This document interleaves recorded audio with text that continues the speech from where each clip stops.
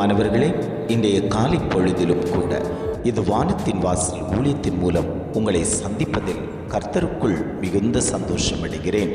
என் வாழ்க்கையில் ஒரு அசைவு ஏற்பட்டிருக்கிறதே, அது கடன் என்கிற அசைவு, வியாதி என்கிற அசைவு, இந்த போராட்டம் என்கிற அசைவு, பிரச்சனை என்கிற அசைவு.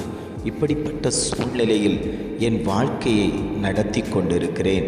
எப்பொழுது நான் இவற்றிலிருந்து விடுதலை பெற முடியும் என்று தேவ சமூகத்தை நோக்கி பார்த்து கொண்டிருக்கக்கூடிய அநேக ஜனங்கள் உண்டு.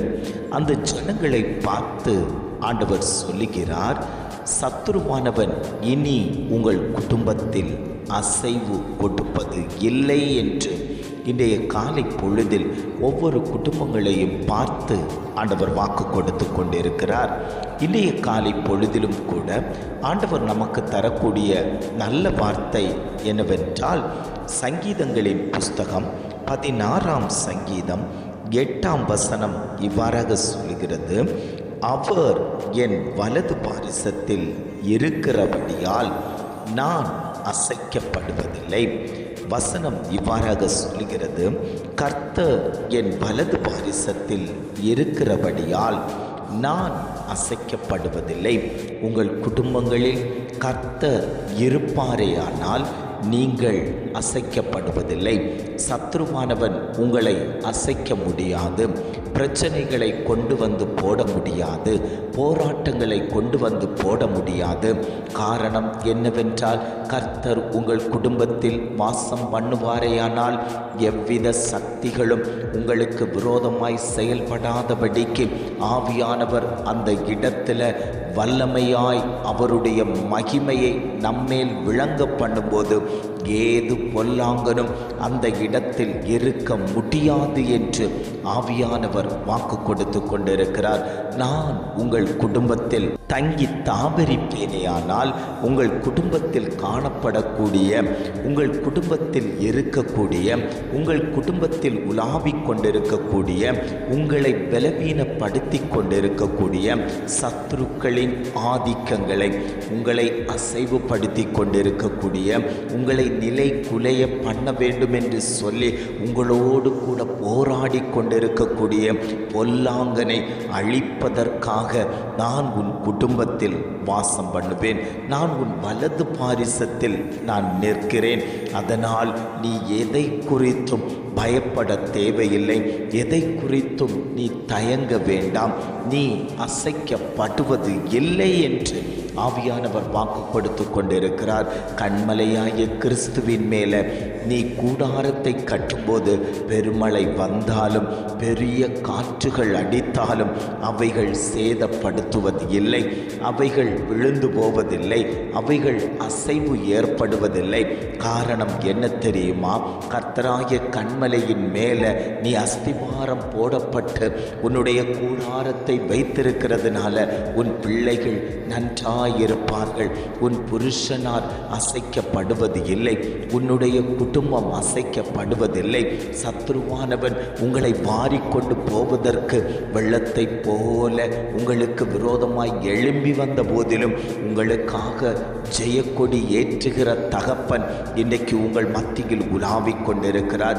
எத்தனை பேர், ஆண்டவரே, நான் உம்மை எனக்கு முன்பாக நிறுத்தி இருக்கிறேன், அதனால் நான் அசைக்கப்படுவது இல்லை என்ற விசுவாசத்தோடு எத்தனை பேர் சொல்ல முடியும்? என்னுடைய பிள்ளைக்காக நான் ஜெபிக்கும் போதே அவளை ஆட்கொண்டிருக்கக்கூடிய சத்துருக்கள் வெளியேறி கொண்டிருக்கிறது.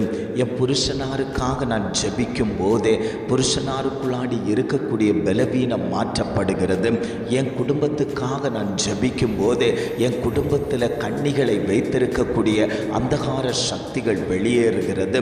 நான் கர்த்தரை முன்னிறுத்தி எந்தெந்த காரியத்துக்கெல்லாம் கொண்டிருக்கிறேனோ அந்தந்த காரியத்துக்கெல்லாம் கர்த்தர் எனக்கு விடுதலை தந்து என்னை பாதுகாப்போடு வைத்திருக்கிறார் என்கிற விசுவாசத்தோடு எத்தனை பேர் ஆண்டவரை நோக்கி சொல்லி கொண்டிருக்கிறீர்களோ அத்தனை பேரையும் பார்த்து ஆண்டவர் சொல்லுகிறார், நான் உன் வலது பாரிசத்தில் இருப்பேன், நான் உன் குடும்பத்தில் இருப்பேன், நீ அசைக்கப்பட்டு போவதில்லை, சத்ருவானவன் உன்னை தொட்டு கொள்வதில்லை, அவன் உன் பக்கத்தில் வருவதில்லை.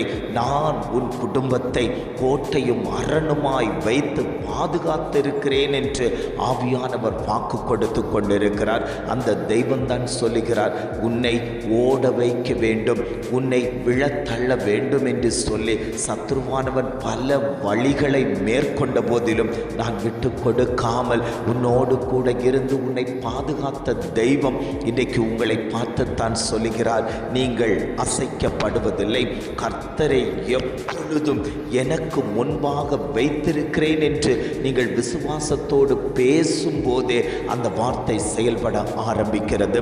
நீங்கள் விசுவாசமான வார்த்தைகளை உங்கள் குடும்பத்தில் சொல்வீர்களே ஆனால் உங்கள் குடும்பத்தில் கர்த்தர் ஜெயத்தை தருவதற்கு ஆயத்தமாய் இருக்கிறார். நமக்குள்ளாடி ஒரு விசுவாசம் கடந்து வரும்போது அந்த விசுவாசம் எல்லாவற்றையும் செய்து நிறைவேற்றும் என்று ஆவியானவர் வாக்கு கொடுத்து கொண்டிருக்கிறார். ஜெபிக்கலாமா? அன்பின் பரலோக பிதாவே, இந்த காலை பொழுதுக்காக நாங்கள் உம்மை துதிக்கிறோம், ஸ்தோத்தரிக்கிறோம் ஆண்டவரே. இந்த காலை பொழுதிலும் கூட ஆண்டவர் எங்களுக்கு தந்த நல்ல வார்த்தைகளுக்காக நாங்கள் உமக்கு நன்றி செலுத்துகிறோம் ஆண்டவரே. அவர் என் வலது பாரிசத்தில் இருக்கிறபடியால் நான் அசைக்கப்படுவது இல்லை என்று அழகான ஒரு வார்த்தையை தந்தீங்க ஆண்டவரே. கர்த்தர் என் வலது பாரிசத்தில், என் குடும்பத்தில், என் பிள்ளைகளுடைய வாழ்க்கையில் இருக்கிறதற்காக நாங்கள் உமக்கு நன்றி செலுத்துகிறோம் ஆண்டவரே. எப்பொழுதும் நீர் எங்களோடு கூட இருந்து எங்களை வழி நடத்தும்படியாய் நாங்கள் ஜெபிக்கிறோம் ஆண்டவரே. இதை கேட்டுக்கொண்டிருக்கக்கூடிய ஒவ்வொரு குடும்பத்தின் மேலேயும் தேவ பிரசன்னம் வெளிப்படட்டும். அவர்களோடு கூட கர்த்தர் இருக்கும்படியாய் நாங்கள் ஜெபிக்கிறோம் ஆண்டவரே. அந்த குடும்பங்களை கர்த்தர் பலப்படுத்தணும், அந்த குடும்பங்களை கர்த்தர் திடப்படுத்தணும். அவர்களுடைய வழிகளை கர்த்தர் தெரிவு செய்து கொடுக்கும்படியாய் நாங்கள் ஜெபிக்கிறோம் ஆண்டவரே. இம்மட்டுமாய் நடத்தினவர் இனியும் நீர் அவர்களை வழி நடத்தும்படியாய் நாங்கள் ஜெபிக்கிறோம் ஆண்டவரே. நீரே கூட இருந்து காரியங்களை வாய்க்க பண்ணிவிட்டதற்காய் ஸ்தோத்திரம். எங்களை அசைவுபடுத்தி கொண்டிருக்கக்கூடிய அத்தனை பலவீனங்களையும் கர்த்தர் மாற்றிவிட்டு சுகபல ஆரோக்கியத்தோடு அந்தந்த குடும்பங்களை நிலைவரப்படுத்தினதற்காக நாங்கள் உமக்கு நன்றி செலுத்துகிறோம். நீரே எல்லாவற்றையும் செய்து முடித்து விட்டேன் என்று சொன்னவர் இன்றைக்கும் எங்களோடு கூட இருந்து எல்லாவற்றையும் செய்து முடித்து விட்டதற்காக நாங்கள் உமக்கு நன்றி செலுத்துகிறோம். எங்களை தாழ்த்தி தருகிறோம். துதி கன மகிமை எல்லாம் உமக்கே செலுத்துகிறோம். மீட்பர் இயேசுவின் மூலம் ஜெபிக்கிறோம் ஜீவனுள்ள நல்ல பிதாவே. ஆமென், ஆமென்.